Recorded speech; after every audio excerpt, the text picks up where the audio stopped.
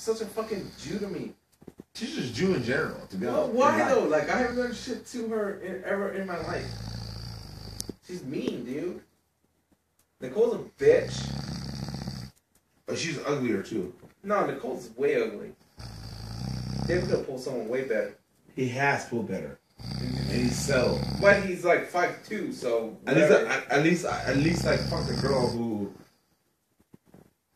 hasn't been everywhere. And no, everybody. and you know what? The thing about Sarah, even if I went to your house, and even if she didn't say hi to me, she was just upstairs, she never ignored me. If she saw me, she'd be like, "Hey, Fernando."